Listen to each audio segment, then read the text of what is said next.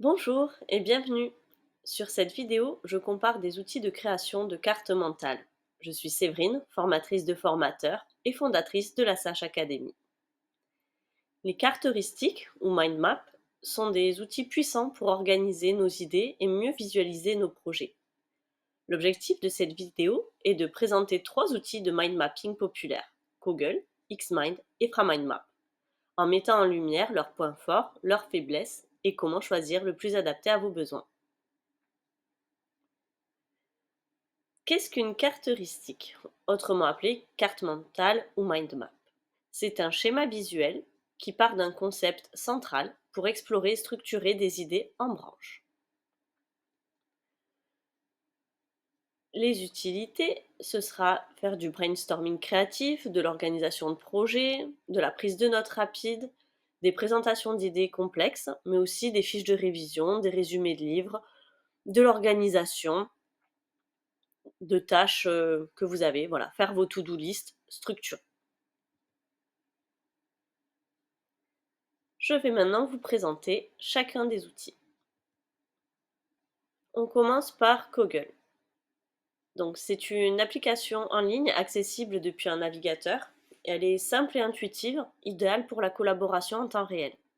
Donc, ses avantages seront la collaboration en équipe avec des modifications visibles en temps réel, un design fluide et esthétique, gratuit avec des options payantes abordables. Les inconvénients sont la limitation dans la version gratuite, il n'y a que 3 diagrammes privés, moins de personnalisation comparé à d'autres outils. Pour ma propre utilisation, je dirais que c'est parfait pour brainstormer en équipe et partager des idées instantanément. Xmind est un logiciel de mind mapping complet, disponible sur desktop et mobile, plus orienté vers les utilisateurs avancés et professionnels. Ses avantages seront un large éventail de modèles et d'options de personnalisation, la possibilité d'exporter vers différents formats comme le PDF, Word ou le PowerPoint, des fonctionnalités avancées comme le brainstorming mode ou le Gantt chart. Pour les inconvénients, c'est vrai qu'il est payant pour la plupart des fonctionnalités utiles et que son interface est un peu complexe pour des débutants. Ma propre utilisation, je dirais qu'il est utile pour des projets complexes nécessitant une planification approfondie et un rendu professionnel. FraMindMap, c'est un outil gratuit et open source qui est développé par Framasoft pour promouvoir des solutions libres, accessibles en ligne, sans inscription obligatoire.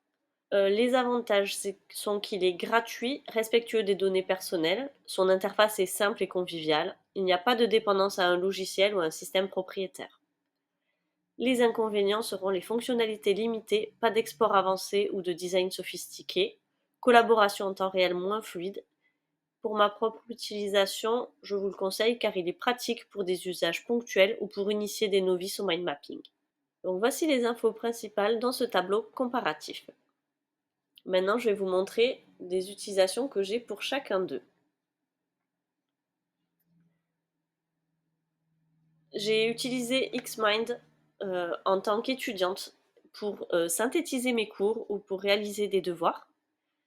J'ai utilisé Google en devenant maman et en lançant mon activité tout en étant bénévole dans une association. Donc ça me permettait de me faire mes to-do list avec pour chaque activité une branche avec ses sous-branches.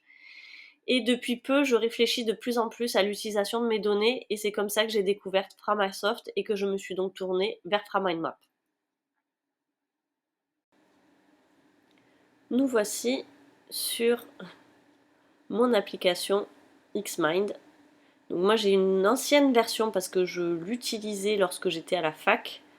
Donc maintenant l'interface a un petit peu été revue et mise au goût du jour, mais les principes restent le même. Par exemple, là c'était un devoir où nous devions caractériser une maison et pour moi le plus simple c'était de prendre pièce par pièce et de noter toutes les informations que j'avais à relever pour ce devoir universitaire. Vous voyez que là ça a un certain design avec un certain fond, des traits de couleur, etc. que j'avais modifié, là uniquement le fond. Un autre des devoirs universitaires que j'avais à faire, c'était une carte mentale sur les différents types de grammaire. mais surtout, là où ça m'a aidé, c'était pour faire des fiches plus complexes, notamment par rapport aux classes de mots.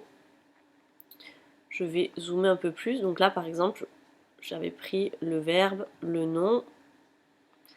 Et si vous voyez le nom, j'allais sur catégorie, variation de forme, fonction, et j'allais de branche en branche approfondir tous les sujets. Pareil pour les conjonctions, prépositions. Et là, les pronoms, je vais être obligée de dézoomer pour vous montrer, voilà, toutes les formes de pronoms, etc. avec leur forme, syntaxe, variation, etc. Donc on peut aller très finement au niveau des branches, sous-branches. Et après, on peut aussi également tout cacher. Hop, vous voyez, au niveau des déterminants, il y en avait énormément. Je peux essayer de cacher certaines options, hop, pour que ce soit plus lisible. Je peux également le faire par ici.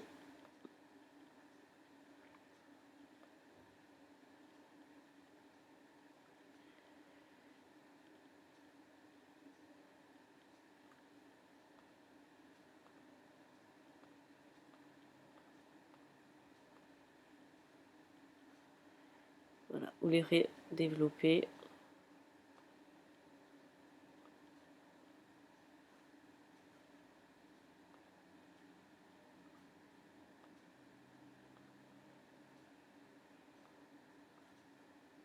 Au niveau des adjectifs, tout remettre. Voici pour Xmind. Pour Kaggle, vous voyez, j'ai créé une to-do list il y a quelque temps déjà. Et c'est là où j'avais séparé ce que je voulais pour mon entreprise, pour mon perso et pour l'asso. Donc pareil, tout est personnalisable, hein, on peut modifier les formes, les couleurs, etc. Et choisir de rajouter des petits émoticônes, des emojis, etc. On peut le présenter, le partager, le télécharger, copier des versions précédentes, rajouter des personnes et voir s'il y a des commentaires et des chats. Passons désormais à FraMindMap où j'ai utilisé le même principe mais pour structurer mon site web. Donc là, je vais volontairement ne pas zoomer parce que c'est ma petite popote interne de mon travail. Mais vous voyez qu'à chaque fois, on part d'un sujet central et on fait des branches, sous-branches, etc. Pour résumer, les cartes heuristiques sont des outils précieux et le choix de l'application dépend de vos besoins spécifiques. Est-ce que ce sera la simplicité, la collaboration ou des fonctionnalités avancées?